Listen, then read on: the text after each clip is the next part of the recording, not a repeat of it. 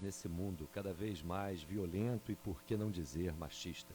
Na última sexta-feira, eu aqui rendi minhas homenagens às mulheres na abertura do nosso editorial, fazendo a leitura de um texto elaborado por uma jornalista, Ruth de Aquino, apontando aqui especialmente as verdadeiras barbaridades que estamos submetidos a partir da presidência da República e principalmente as próprias mulheres muito atacadas aí pelo senhor Jair Bolsonaro. Hoje eu volto a homenagear as mulheres também a partir de um texto de uma jornalista, no caso a Eleonora de Lucena, que escreveu claramente um texto muito interessante, onde aponta que Bolsonaro é inimigo das mulheres. O Brasil nunca teve um governo tão destrutivo. Agindo cotidianamente contra os interesses da nação, Jair Bolsonaro ataca as instituições, os direitos conquistados, a soberania, a democracia, o povo. Seus objetivos são três: implantar um regime autoritário, aniquilar o Estado e transformar o país em vassalo dos Estados Unidos. Para isso, arrocha os mais pobres, demora sistemas de saúde, educação e previdência, precariza o emprego e encurrala as empresas. Engatando uma marcha à ré histórica, desidrata a ciência, desmancha a cultura, destroça o ambiente, golpeia os povos indígenas, prega o ódio e o obscurantismo. O Brasil nunca teve um governo tão inimigo das mulheres. Bolsonaro ofende, humilha, desrespeita. Em aparições repugnantes, abre um verborrágico, fóbico, misógino das cavernas. O Patrícia Campos Melo, nós, Bolsonaro finge toscamente que só o tio do pavê, mas de fato suas ações esmagam e esfolam. Principalmente ao afagar os opressores, ele dá exemplo e estimula a violência. Não por acaso cresce o feminicídio no país. Seu projeto de regressão civilizatória atinge em cheio as mulheres. São elas que mais estão perdendo empregos, salários. São elas que mais sentem o desmonte do SUS, o esfacelamento das escolas, a fila do INSS, o fim dos projetos de habitação popular. São elas que se angustiam com a violência desenfreada de hordas milicianas. O assassinato de Marielle Franco vai completar 2 anos. Quem mandou matar Marielle? O crime escancarou o avanço da bandidagem miliciana que acabou chegando aos píncaros. O que Bolsonaro quer é capitalizar as mulheres. Ele sabe que somos uma barreira contra a sua sanha destrutiva. Daí sua estratégia de ataque incessante. Nisso ele não é original. Abre aspas. No projeto da direita que junta Bolsonaro com Orbán, a mudança da condição da mulher é um dos objetivos fundamentais. Fecha aspas. Quem diz isso é a italiana Susanna Camusso, em entrevista ao Tutameia. Líder sindical e feminista histórica, ela afirma que, para a direita, mandar as mulheres de volta para casa é condição para sua vitória. Não por acaso se multiplicam ações financiadas por magnatas do atraso contra leis que garantem o direito ao aborto. Aqui, a legislação sobre a questão, ignorando a saúde pública, é cruel, medieval, especialmente para as mais pobres, significa morte. Conta valente antropóloga Débora Diniz. Para Camusso, o movimento feminino já entendeu o plano ultraconservador e assume papel mais relevante nas lutas sociais. Por isso, a extrema-direita agora quer domesticar as mulheres. Não é coincidência a louvação cafajeste, a mulher bela, recatada e do lar. É política. A mulher que luta precisa ser demonizada e freada. Essa retórica é cuspida nas redes no momento em que a resistência ao neofascismo instalado no Planalto ainda é frágil. A necessária frente política não decola e boa parte da elite, engambelada pelas promessas bizonhas de Paulo Guedes, faz de conta que Bolsonaro é manejável e que as coisas vão melhorar. Não é verdade. Está aí o resultado do PIB, fracasso produzido pelos arautos do financismo. Está aí a ameaça explícita de fechamento com ato contra o Legislativo e o Judiciário. Bolsonaro não esconde seu desejo de trucidar o Estado de Direito, eliminar adversários e emparedar as liberdades. Terá de enfrentar as mulheres. No passado, o movimento feminino pela anistia e o movimento contra a carestia mostraram um papel decisivo das mulheres na luta contra a opressão. Hoje, nas ruas, temos um novo capítulo. Eleonora de Lucena é jornalista, ex-editora executiva da Folha de São Paulo e criadora do serviço jornalístico Tutameia. A opinião do Faixa Livre. Estamos apresentando Faixa Livre.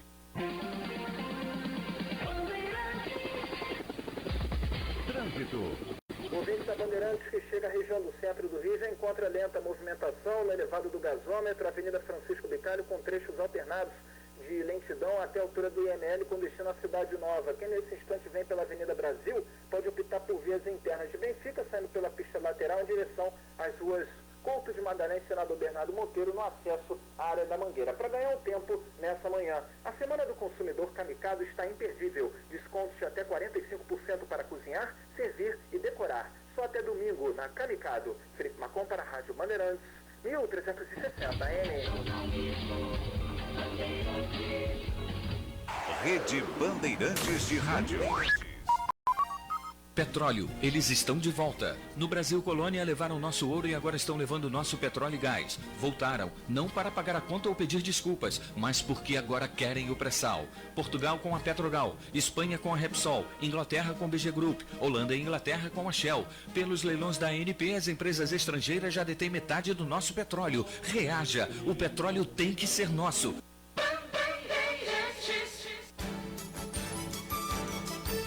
Voltamos a apresentar Faixa Livre. Estamos de volta, ouvintes, com o início da nossa edição dessa segunda-feira, 9 de março do ano de 2020, do programa Faixa Livre, que é uma produção da jornalista Celeste Sintra, auxiliada pela também jornalista Natália Moraes, e tendo no comando do áudio Peter, nesse período de férias do Francisco de Assis. Meu bom dia a todos e o meu bom dia principalmente a vocês, ouvintes, que podem aqui participar através do telefone 25431360, nos enviando mensagens eletrônicas para o endereço ouvinte@programafaixalivre, tudo junto.com.br, ou ainda enviando as suas participações diretamente para a nossa página do Facebook, Programa Faixa Livre, onde também vocês podem nos acompanhar ao vivo e a cores na transmissão que realizamos diariamente, direto aqui do estúdio da Rádio Bandeirantes, no Rio de Janeiro. Bem, dando início às nossas entrevistas, cumprimento, na ponta da linha, o líder do Movimento dos Trabalhadores Sem Teto e ex-candidato à presidência da República pelo PSOL nas últimas eleições presidenciais, Guilherme Boulos. Guilherme, bom dia. Bom dia, Paulo, a você e a todos os ouvintes do Faixa Livre. Guilherme, em primeiro lugar, nossa solidariedade a todos os militantes do MTST e a todos os trabalhadores do Brasil, a partir justamente de um assassinato de uma liderança de vocês lá de Minas Gerais. Eu quero começar por aí. Estamos vivendo um momento muito delicado, podemos dizer assim, da nossa conjuntura.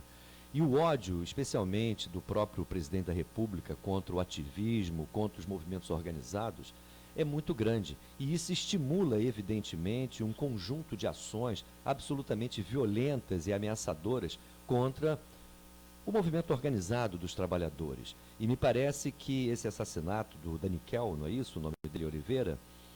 Daniquel. Se enquadra nessa triste realidade que a gente está vivendo. Eu queria começar por aí, Guilherme. O que aconteceu lá em Uberlândia? Olha, Paulo, o assassinato do Daniquel foi uma selvageria, foi uma execução, para dizer com todas as letras. Ele estava ele era um coordenador do MTST, uma ocupação já consolidada há alguns anos em Uberlândia. Ele estava poste de luz, fazendo uma reparação, né, como coordenador ali junto com outras pessoas. Ficou sem qualquer explicação, não havia acontecido absolutamente nada, muito violenta, já agredindo, ele foi muito agredido e depois executado com um tiro na nuca. O tiro na nuca é sinal claro de execução, né? É de quem não reagiu, é de quem não correu, é de quem estava ao lado e foi executado a queima-roupa. Mas ele foi agredido por um grupo de... Eram 4 policiais. Eram policiais? Policiais, não, quem fez isso foram policiais da Polícia Militar de Minas Gerais. Ou seja, estavam com farda? Não, com farda, com viatura, e executaram esses policiais, inclusive foram identificados, né, a arma retirada para perícia, mas ao que consta, tiveram um afastamento administrativo, mas sequer foram presos. Né? E nós imediatamente fizemos a denúncia, o Ministério Público de Minas Gerais entrou no circuito, a Assembleia Legislativa, através da Comissão de Direitos Humanos também. Agora, isso não é um fato isolado. Né? O Daniquel foi assassinado por estar numa ocupação, por estar lutando por moradia digna, mas não foi um raio em céu azul. O que nós temos visto é uma escalada do ódio, uma escalada do fascismo no Brasil. Né? O que o Bolsonaro, o sinal que o Bolsonaro dá, né, quando ele defende a intolerância, quando ele prega a intolerância, quando ele ataca todos os ambientes democráticos, seja a imprensa, os jornalistas, seja os movimentos sociais, seja a oposição, ou seja, o Bolsonaro, no fundo, acha que o Brasil é o quintal da casa dele, que ele manda no país, que ele é o dono do país, e que ninguém que pensa diferente tem direito a se expressar. E com isso, né, esse tipo de mentalidade vai criando aquele chamado fenômeno do guarda da esquina. Se quem está lá em cima dá esse gesto, né, o guarda da esquina, nesse caso o policial lá de Minas Gerais, se sente absolutamente empoderado para fazer o que quer que seja, a barbaridade que seja, com um sentimento de impunidade, uma espécie de um salvo-conduto.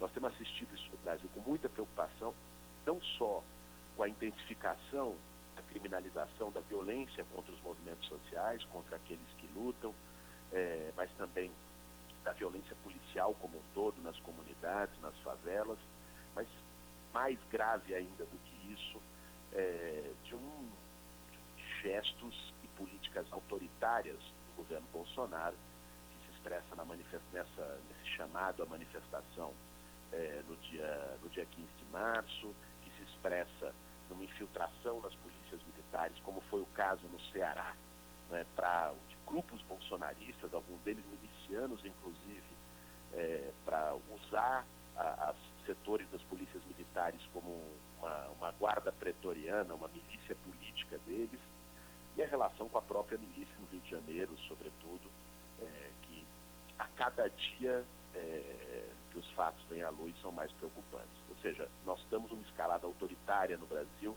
O assassinato do Daniquel não foi um caso isolado. Ô Guilherme, como é que a gente enfrenta isso?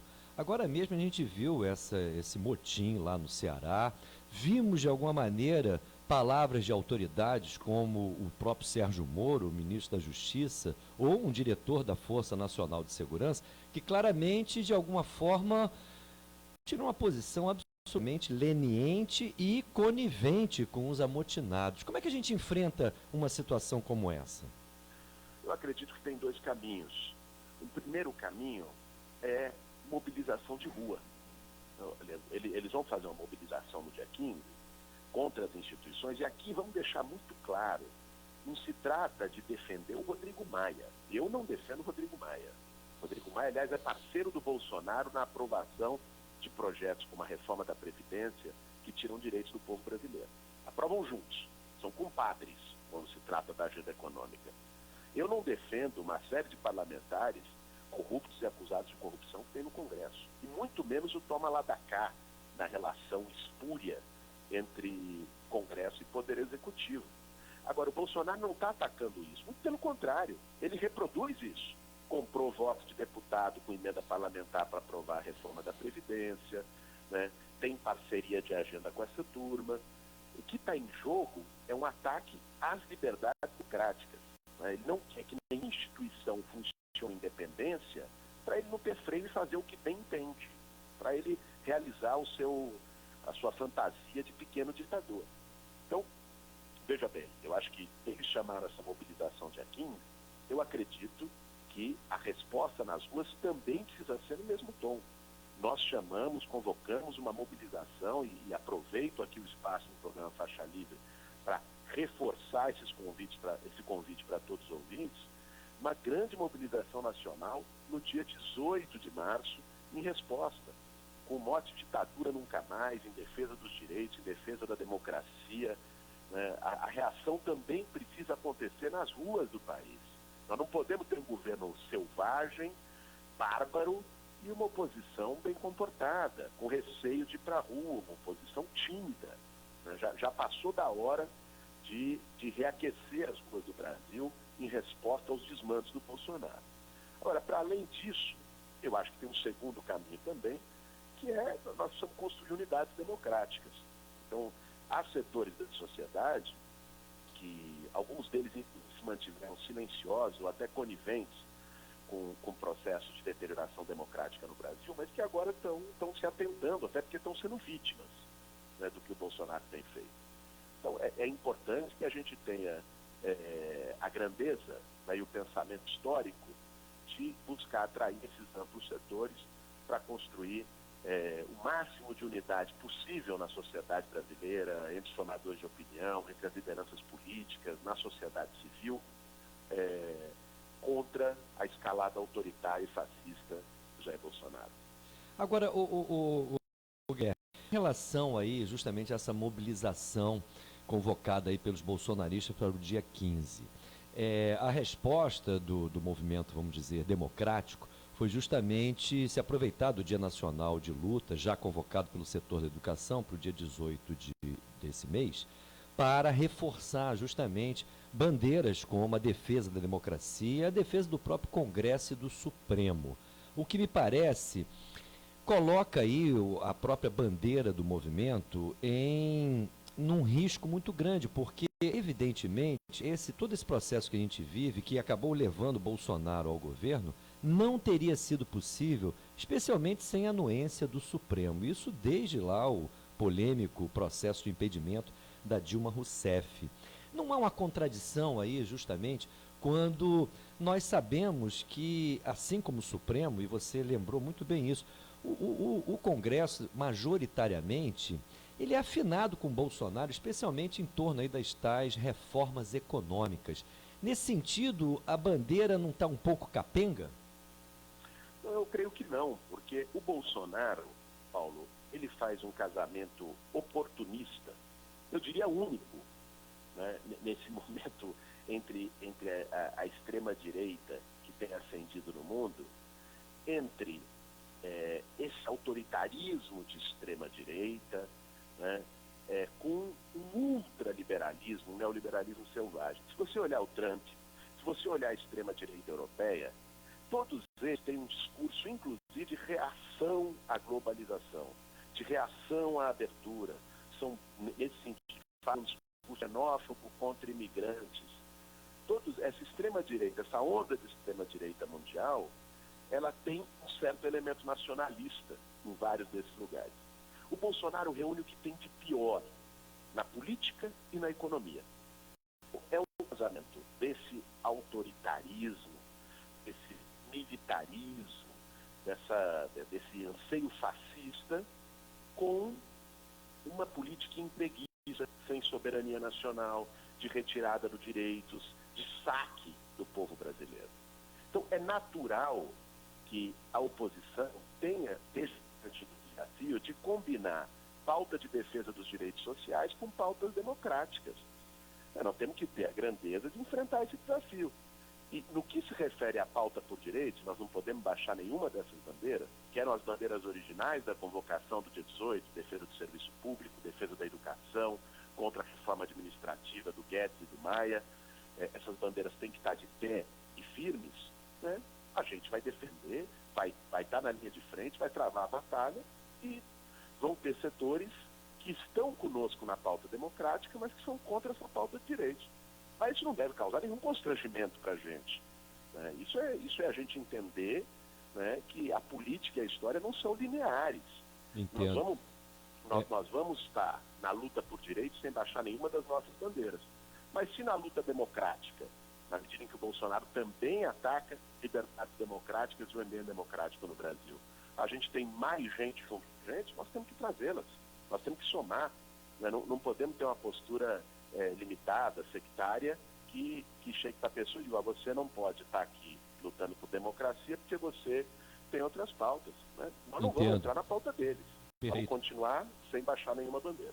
O problema é que esse setor aí, vamos dizer, de centro-direita, liberal, me parece que vê a extrema-direita de forma muito funcional, porque, a rigor, hoje, quem está levando à frente os propósitos desse centro liberal, que defende aí as tais reformas econômicas, é a força bolsonarista, não é?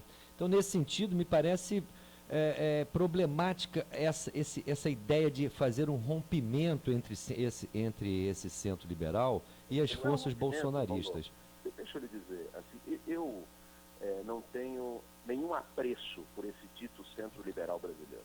Aliás, acho que de centro ele tem muito pouco. Né? É verdade. É uma direita, historicamente uma direita travestida de centro. Essa turma tem uma responsabilidade tremenda na ascensão do Bolsonaro. Essa turma defende uma agenda antinacional e antipopular. Né? Eu não tenho qualquer simpatia pelas posições desse dito centro. Agora, e sei que em muitos pontos estão com o Bolsonaro e nós não podemos deixar de apontar e de indicar isso. Agora, se no tema dos avanços fascistas do Bolsonaro, eles racham entre eles, a nossa postura não deve ser ficar apontando o dedo na cara e falando eu avisei, lavando roupa suja. A nossa postura política tem que ser buscar se valer dessa divisão do outro lado, do outro campo, para ampliar as forças que querem impedir que o Bolsonaro avance no autoritarismo. Agora, repito isso, esse processo, essa aliança eventual, ela não pode ser feita do nosso lado baixando bandeiras. Sim. Né? Nós temos que fazer a defesa da democracia, mas seguindo intransigentemente na defesa dos direitos do povo brasileiro, que estão sendo atacados tanto pelo Bolsonaro como pelo Parlamento, com a anuência do Supremo Tribunal Federal. É verdade, com a anuência do Supremo Tribunal Federal. Nada teria ocorrido no Brasil nesses últimos anos sem esse concurso decisivo do Supremo. Agora, o problema maior, Guilherme, ou nos setores progressistas, porque me parece que estamos muito divididos, Guilherme. Essa que é a grande questão. E num processo que, de alguma maneira, com esse passado recente, inclusive dos escândalos do PT no governo, fragilizou muito a própria ideia da esquerda junto à população. Como é que a gente supera essa questão, se é que eu tenho razão? Porque eu estou apontando aqui que os setores progressistas ou ditos de esquerda me parecem muito divididos. Por exemplo, naquele episódio lá do motim no Ceará, me parece que a turma lá do Ceará, o Camilo, o governador Camilo, que é do PT, lá os irmãos Cid e Ciro, me parece que eles ficaram meio isolados na posição, inclusive, de resistir àquele motim que foi feito lá no Ceará, claramente, e que, curiosamente, com toda essa onda aí do Augusto Heleno atacando o parlamento, eles conseguiram desviar o foco, porque naquele momento, inclusive, haviam muitas dúvidas com relação à execução do capitão Adriano lá na Bahia, numa ação da PM baiana, que até agora não ficou esclarecido. Com isso, conseguiram desviar o assunto. O bolsonarismo, na verdade, conseguiu colocar a questão da democracia no centro do debate, e todas essas relações da família Bolsonaro e dos bolsonaristas com as forças milicianas ficaram, de alguma maneira, de lado. Como é que você vê a situação da nossa esquerda ou dos setores progressistas? Veja só, Paulo, eu acho que a esquerda sofreu uma derrota que nós temos que compreender para além da derrota eleitoral. Né? Não foi apenas uma derrota eleitoral, foi uma derrota histórica. A extrema-direita no Brasil cresceu. Pela primeira vez desde o integralismo, lá com Plínio Salgado, no tempo do Getúlio, 80 anos atrás, nós temos uma extrema-direita organizada como força social. O Bolsonaro produziu isso, nem a ditadura militar organizou um movimento amplo de extrema-direita, como o Bolsonaro está organizando, fazendo disputa de valores na sociedade, o que eles chamam da guerra ideológica, guerra cultural, e consolidando as suas bases. A estratégia do bolsonarismo tem sido pregar para os seus 20%, 20% de base apoiadora, mobilizar e radicalizar essa base para seguir num projeto de ruptura institucional no Brasil, né? E eu acho que a esquerda, nesse cenário, depois dessa derrota, tem o desafio de se reinventar, tem o desafio de se reorganizar e pensar os seus horizontes para o médio prazo, não só pensar apenas a próxima eleição. As eleições desse ano vão ter um papel importante. Eu acho que vai ser uma medição de forças com o bolsonarismo, né, um termômetro e uma oportunidade de fazer uma disputa de valores na sociedade, além da disputa, obviamente, dos projetos de cidade, do direito à cidade, que precisa ser feita. Mas eu acredito que o nosso desafio passa também por um trabalho que precisa ser semeado já, né, mas que é de resultados de médio e longo prazo, que é repactuar a relação da esquerda com as periferias urbanas, com o povo trabalhador desse país. O que nós estamos colhendo agora, de dificuldade de mobilização, de dificuldade de diálogo, tem a ver também com o fato da maior parte da esquerda brasileira, sobretudo a esquerda partidária, sobretudo o PT e as suas organizações, terem optado por um caminho institucional, né, apenas, e se distanciando do trabalho junto ao povo, do chamado trabalho de base, do diálogo com o povo, da construção de projeto de sociedade com o povo. Isso fez com que a gente fosse perdendo a capacidade de despertar a esperança, de mobilizar o sonho das pessoas, né? Eu acho que esse é o tamanho da crise que nós estamos. Não é um problema apenas de divisão conjuntural. Eu acho até, se a gente olhar a atuação no Congresso, a atuação nos grandes temas da conjuntura, os partidos de esquerda, os movimentos sociais, as centrais sindicais têm atuado até com muita unidade em relação ao enfrentamento ao bolsonarismo. Dia 18, por exemplo, é uma mobilização absolutamente unitária, com todos os setores da esquerda participando ou de algum modo convocando, né? Eu acho que o problema maior é que nesse processo, nessa crise, nós fomos perdendo a capacidade de ampliar, de dialogar com o povo, de trazer mais gente, que reduziu a nossa capacidade de mobilização. E acabou falando para nós mesmos. Eu acredito que o PSOL tem feito também é buscar essa construção, esse projeto de reinvenção da esquerda, comunidade na luta concreta, mas buscando um enraizamento para uma construção de longo prazo, de médio e longo prazo. O desafio imediato é derrotar o bolsonarismo. E esse desafio imediato exige da gente muita unidade e muita mobilização. Mas nós temos um desafio de médio prazo que é reconstruir a esquerda brasileira, que exige retomar a imaginação política, retomar a capacidade de sonhar e pensar um projeto de futuro que não seja simplesmente a repetição do passado, né? E nesse sentido, compartilho com o que você colocou, que houve um processo, e o bolsonarismo soube fazer isso muito bem, de desmoralização da esquerda, né? Pegando casos de corrupção que foram cometidos nos governos do PT e a partir daí fazer uma generalização de que a esquerda como um todo é corrupta, né? De que a esquerda representa a corrupção e não um outro projeto de sociedade, uma sociedade solidária, com igualdade social. Então, essa disputa de valores, essa disputa ideológica, nós precisamos fazer enfrentando as falácias, as mentiras que o bolsonarismo propaga todos os dias. No meu entendimento, é por aí que passa o caminho de reorganização, de reconstrução da esquerda brasileira.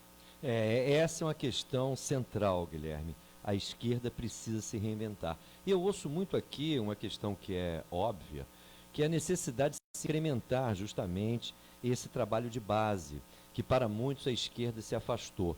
Agora eu te pergunto, esse afastamento do próprio trabalho cotidiano de base não está ligado a um outro fenômeno, que é o fato da esquerda, de alguma maneira, ter abolido uma estratégia de transformação estrutural da sociedade brasileira?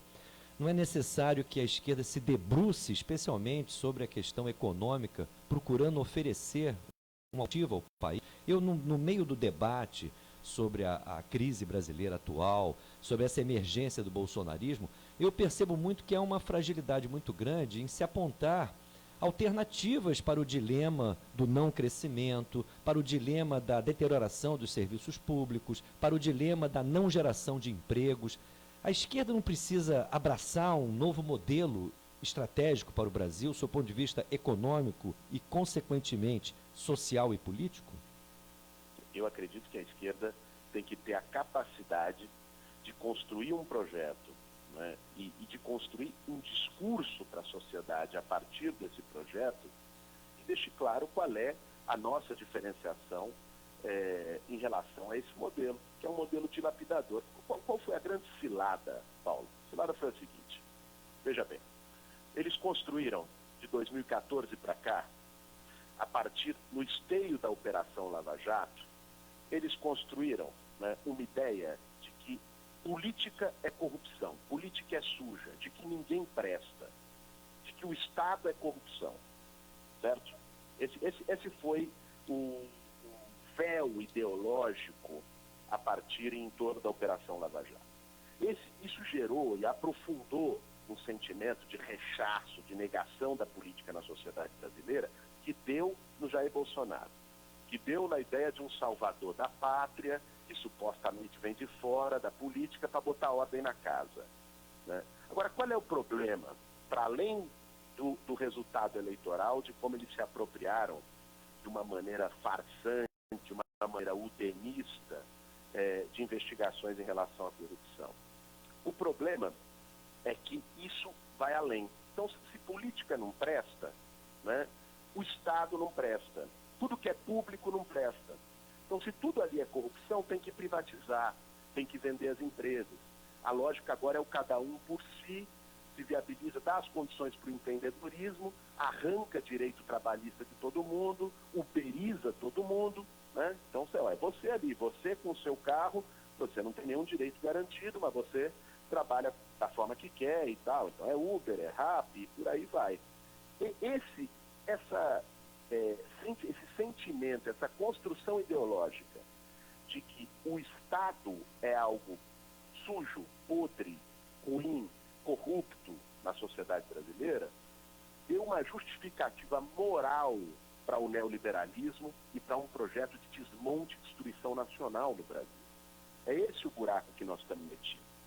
Acho que o centro, né, do projeto alternativo de sociedade que a esquerda precisa colocar é mostrar e deixar muito claro que esse cada um por si só aprofunda a desigualdade, como tem acontecido no mundo todo, inclusive nos Estados Unidos, inclusive em países europeus, né? E esse projeto de desmonte, de ausência do Estado, né, destrói qualquer possibilidade de que as pessoas tenham oportunidades iguais, destrói os serviços públicos, acaba com o SUS, acaba com a educação pública, acaba com a universidade pública, acaba com pesquisa e produção científica no país, e que, para que a gente possa ter um avanço na igualdade social e na justiça social, né, nós precisamos de outro modelo, um modelo com protagonismo das pessoas, mas um modelo com participação do público, né, com sobreposição do público sobre o privado. O debate, a disputa de valores que nós temos que fazer nesse momento na sociedade brasileira é que tipo de sociedade a gente quer. Se nós queremos uma sociedade baseada no cada um por si, ou se nós queremos uma sociedade baseada no bem comum e na solidariedade. Se a gente entende que saúde, educação, água deve ser mercadoria, que só pode ter acesso quem tem dinheiro, ou se a gente entende que ela é um bem social, que essas coisas são bens sociais, bens de todos, e que devem estar assegurados para as pessoas através da participação do Estado.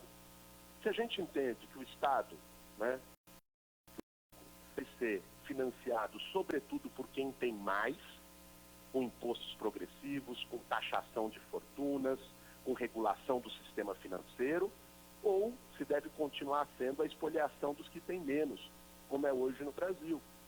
Então, um novo modelo de desenvolvimento para o país, né, e um modelo que enfrente a desigualdade social, enfrente os valores capitalistas que estão sendo radicalizados ao limite da aceitação, da naturalização da miséria, da naturalização da desigualdade. Esse novo modelo passa, para além de uma formulação necessária, da gente entender o que está em jogo com as mudanças econômicas, com o advento da inteligência artificial, industrial, do 5G, da indústria 4.0, o impacto que isso tem no mundo do trabalho, a precarização, a uberização, e a partir disso a gente pensar um modelo de desenvolvimento para o século XXI, para um país como o nosso, mas também passa pela nossa capacidade de comunicar com o povo, da gente fazer essa disputa com a sociedade brasileira. Porque também não adianta a gente ter o melhor dos projetos nacionais de desenvolvimento, né, e continuar, a gente não fazer o contraponto com essa lógica geral de que o que é público é corrupto. Porque foi essa ideia que a aliança Lava Jato e Bolsonaro vendeu para a sociedade brasileira. Guilherme Boulos, eu gostaria de conversar aqui com você muito mais tempo, mas a Celeste Sintra me avisou que ia andar apertada e não poderia ultrapassar a 9 horas e 35 minutos. O horário aqui, eu estou de olho, já são quase 9h40. Então, eu te agradeço a gentileza dessa entrevista e a gente volta a conversar, porque essa conjuntura, ela está por demais agitada para que a gente não acompanhe para e passo cada momento aí que estamos vivendo, que é um momento de defesa da democracia, evidentemente, mas de busca desses novos caminhos que você muito bem apontou aí, que a esquerda precisa trilhar. Muito obrigado, um bom dia para você, um forte abraço. Obrigado, Paulo, a todos os ouvintes do Faixa Livre. Para falar comigo. Um abraço. Um abraço a você também. Conversamos aqui com Guilherme Boulos, liderança do Movimento dos Trabalhadores Sem Teto e ex-candidato à presidência da República pelo PSOL nas últimas eleições presidenciais. E é muito grave o que vem acontecendo aí no campo das lutas, e esse assassinato aí do Daniquel Oliveira, lá em Uberlândia, mostra muito bem como que as forças policiais têm agido em meio, inclusive, a essa posição do Palácio do Planalto, intimamente ligado às milícias, e onde, por exemplo, em relação ao motim lá do Ceará, nós vimos claramente uma posição leniente, de conivência das mais altas autoridades do país com esse tipo de comportamento. Aliás, esse tipo de comportamento, especialmente do senhor Sérgio Moro, como também de um diretor da Força Nacional de Segurança, levou a vice-líder da minoria na Câmara, a deputada Alice Portugal, a protocolar, na última quarta-feira, um requerimento lá na Câmara, solicitando informações justamente do Sérgio Moro sobre a participação do diretor da Força Nacional de Segurança Pública, o coronel Antônio Aginaldo de Oliveira, em assembleia de policiais militares amotinados do Ceará na noite do domingo retrasado. É muito grave. Quem está na ponta da linha é justamente a deputada federal do PCdoB da Bahia, Alice Portugal. Deputada Alice Portugal, bom dia. Muito bom dia. Prazer falar com vocês. Prazer é todo nosso, Alice, num momento tão grave do nosso país, com essas relações explícitas do Bolsonaro com as milícias, especialmente aqui do Rio de Janeiro, mas que parece vão se expandindo pelo Brasil afora. Esse motim lá no Ceará precisa, evidentemente, ser melhor explicado e, principalmente, essa conivência das autoridades com os amotinados. Eu queria que você explicitasse aqui para os nossos ouvintes essa sua iniciativa, a iniciativa dessa interpelação ao Sérgio Moro, sobre a participação, inclusive, desse diretor da Força Nacional de Segurança Pública em uma assembleia lá dos policiais. É uma coisa absurda. Pois bem, é algo realmente fora de qualquer padrão da manutenção da ordem pública. E é como você asseverou. De fato, há já uma situação bastante evidenciada no Rio de Janeiro, relacionada com a organização de milícias, infelizmente, quando segmentos oriundos, ou mesmo ainda internalizados nas nossas forças de segurança, se organizam num estado paralelo. Isso é muito sério e é crime de maneira igual à contravenção, ao tráfico, a qualquer outro tipo de ação criminosa. Portanto, o que nos espantou foi, de fato, o dirigente, um alto dirigente da Força Nacional ir ao Ceará, estimular aquela movimentação, porque luta salarial, reivindicação salarial, mesmo os militares não tendo direito a sindicatos, é possível se realizar sem amotinar-se.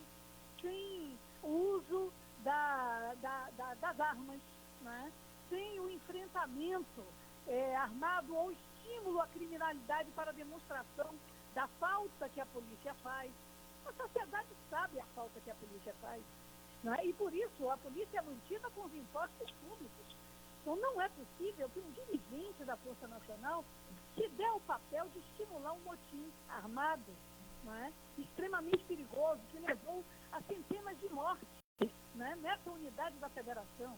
Então o juiz da justiça, que se auto-intitulou o paladino da moralidade e da segurança pública, ele precisa responder, porque em outros tempos esse dirigente da Força Nacional já estaria sendo, né, mostrado publicamente, inclusive pedida a sua demissão de maneira uníssona pelos órgãos de imprensa, mas nesse momento em que a democracia está em vestígio, né, parafraseando a documentarista brasileira, as pessoas têm até medo de falar de certos assuntos. Então, eu me sirvo desse manto da, em tese, imunidade de opinião e estou exigindo do ex-juiz Sérgio Moro que ele diga o que vai fazer diante disso para que a gente possa inibir esse tipo de atitude de autoridades públicas estimulando motim contra a sociedade. A situação é muito grave. No último sábado, Alice, a jornalista Meitão, na sua coluna do jornal O Globo, transcreveu inclusive algumas palavras do discurso desse coronel Aginaldo Oliveira, comandante da Força Nacional, em um palanque que ele dirigiu aos amotinados. Para esse coronel, os amotinados seriam gigantes e corajosos. E ele disse: os senhores se agigantaram de uma forma que não tem tamanho. Demonstraram isso ao longo de 10, 11, 12 dias que estão aqui dentro desse quartel em busca de melhoria da classe e vão conseguir. Os covardes nunca tentam, os fracos ficam pelo meio do caminho. Só os fortes conseguem atingir os seus objetivos. A jornalista Miriam Leitão lembra também que, semanas antes, o próprio Sérgio Moro foi padrinho no casamento desse coronel com uma colega sua, a deputada Carla Zambelli, do PSL de São Paulo. E no discurso da cerimônia, usou para definir a noiva uma palavra considerada elogiosa: caveira. Ou seja, o senhor Sérgio Moro está absolutamente comprometido, claramente, com esse coronel e, particularmente, com essa solidariedade do coronel aos amotinados. É um verdadeiro escândalo. Eu lhe pergunto, não é hora de partirmos para uma ofensiva contra o governo Bolsonaro, justamente por essas suas explícitas ligações com a milícia? Nós aqui no Rio de Janeiro conhecemos isso, mas agora é o país como um todo que tem a oportunidade de conhecer essas relações criminosas da família Bolsonaro, esse submundo, o submundo aí dessas forças policiais que agem à margem da lei e que principalmente se organizam de forma miliciana. Não é hora de partir para a ofensiva, inclusive comprometendo o Supremo Tribunal Federal com providências no sentido de se banir esse tipo de contaminação da política pela bandidagem? Sem dúvida, sem dúvida. Esse meu requerimento, ele é, sem dúvida, uma peça, não é, digamos, original, inicial dessa ofensiva. É muito importante que o senhor ex-juiz Sérgio Moro, que foi o algoz, não é, do governo passado e, infelizmente, demonstrou ao povo brasileiro que os objetivos, não é, que ele escondia sob a sua toga, não é, eram políticos. E isso está posto. E hoje ele se constitui um elo com esse segmento da ultradireita fascista em nosso país. Ele precisa responder. Na medida que ele responda de maneira não verdadeira, ou que ele deixe de responder, se ache numa altitude de não se reportar ao parlamento, é evidente que as medidas serão tomadas. Em relação ao enfrentamento, nós estamos fazendo todos os dias. É lamentável que, no entanto, sejamos uma minoria tão mínima, uma minoria redundando, né, de 126, 130 deputados, no máximo, naquela Câmara de 513 deputados. Porque a fake news, elegeu esse Congresso. Então, quando você fala colega, a Caveira, não, ela é membro deste colegiado, né, de 513, mas, obviamente, com posições diametralmente opostas. Então, é importante que a sociedade passe a observar o parlamento, porque se o presidente da República se dá o trabalho de convocar uma manifestação para o dia 15 contra o Congresso e contra o Supremo Tribunal Federal, é preciso que a sociedade também se manifeste contra milícias, né, no Palácio do Planalto, contra fake news saindo do computador do filho primogênito do presidente da República no gabinete da Câmara dos Deputados. É preciso que a população se manifeste contra esse processo do ilícito por dentro das estruturas das forças de segurança. Porque é muito importante, caros ouvintes, que fique claro, existe um poder paralelo dentro das polícias estaduais? São, de fato, os governadores que mandam nas polícias? Essa é uma pergunta que nós queremos saber. Porque o senhor Bolsonaro, ao chorar corosamente a morte do miliciano Adriano, aqui em território baiano, ele disse que a polícia era do governador do estado da Bahia. E, evidentemente, a relação que esse coronel mostrou ter por dentro das polícias militares, explicitadas num palanque, como a jornalista Miriam Leitão asseverou e você transcreveu agora, evidentemente demonstra que nós podemos estar sofrendo da doença crônica, né, do Estado paralelo de forças paramilitares por dentro das estruturas oficiais. E nós não podemos admitir, porque isso será o caos para o Brasil. Portanto, esse meu requerimento, ele abre as portas para essa ação, que deve ser uma ação suprapartidária, nada tem a ver com partido. Essa ação é uma ação em prol da segurança, em prol do Estado brasileiro, né, que está sendo vilipendiado por essas ações transversais que podem levar o país a um estado, não é, de conflagração pública, cívica e militar, e isso é muito sério para um país de raiz pacífica como o Brasil. Estamos conversando com a deputada Alice Portugal. Alice Portugal é deputada federal eleita pela Bahia, do PCdoB. Alice, como é que você vê nesse episódio e na própria emergência aí do Bolsonaro como presidente da República, o papel dos militares, especialmente da alta cúpula do Exército? A jornalista Miriam Leitão também, nesse seu artigo de sábado, que me parece que foi muito importante, disse o seguinte: é espantoso que um governo que tem tantos oficiais generais tenha sido leniente com o comportamento delinquente de servidores públicos armados. Se é um valor que as Forças Armadas costumavam prezar, é a hierarquia. Os amotinados a quebraram. Eles usaram as armas compradas com dinheiro dos nossos impostos contra os cidadãos. Com balaclava no rosto, à moda de bandidos, ameaçaram comerciantes e aterrorizaram cidadãos.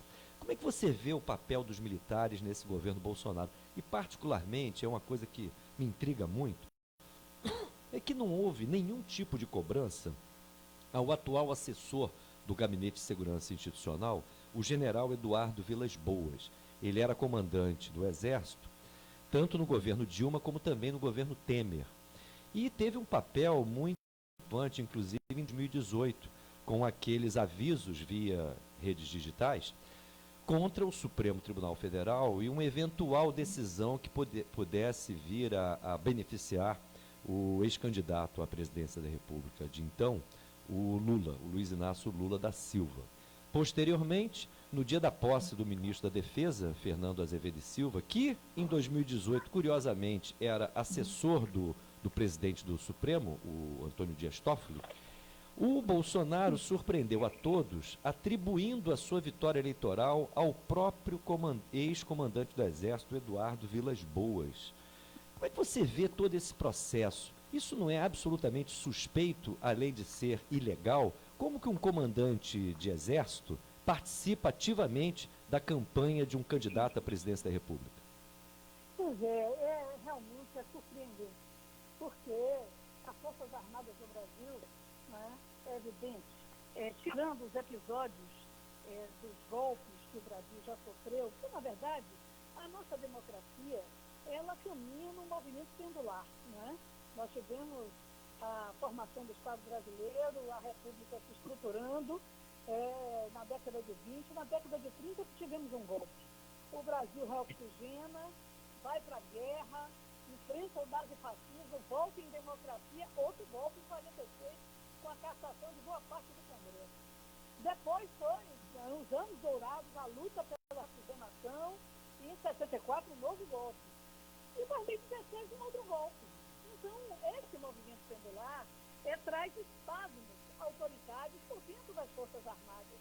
No entanto, nos últimos 30 anos, a nossa opinião sobre as Forças Armadas é de que elas haviam entrado de maneira, digamos assim, decisiva e irreversível numa visão republicana de proteção do Estado, né, de guarda da democracia e da soberania.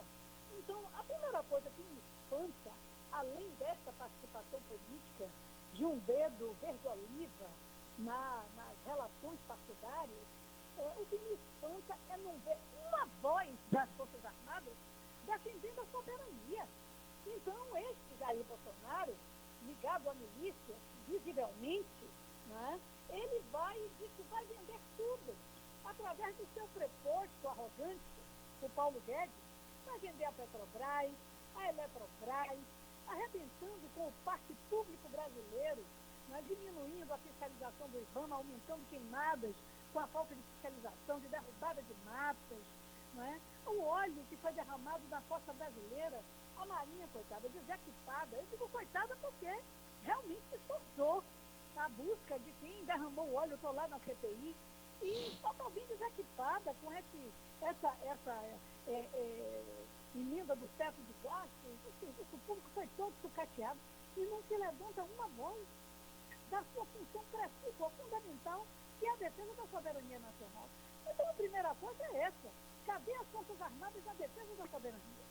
Né? Porque o presidente que parte do seu comando apoiou é um presidente antinacional, entreguista, que está lá aos pés de Trump esse fim de semana, e o presidente dos Estados Unidos olhando para ele e dizendo, olha, não lhe dou garantia nenhuma que vou reduzir taxa.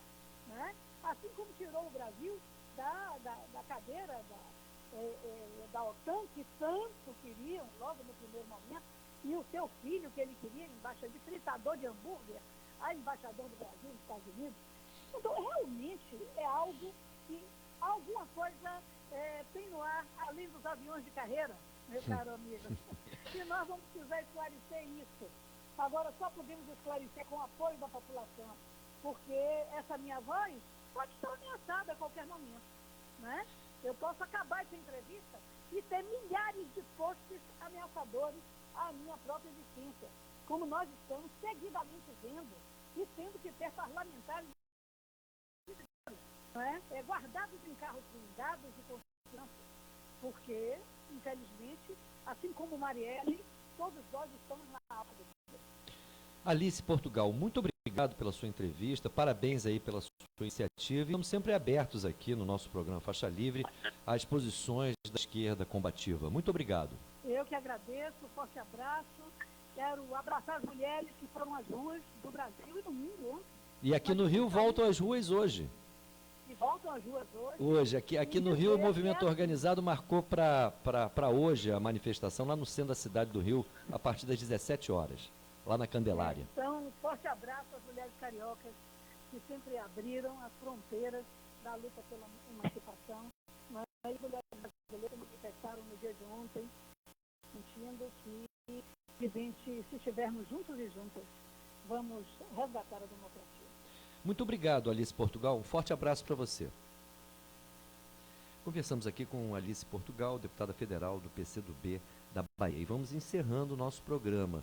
Segunda-feira, Faixa Livre vai apenas de 9 às 10 horas da manhã. De terça a sexta-feira, nós temos o nosso horário tradicional de 8 às 10.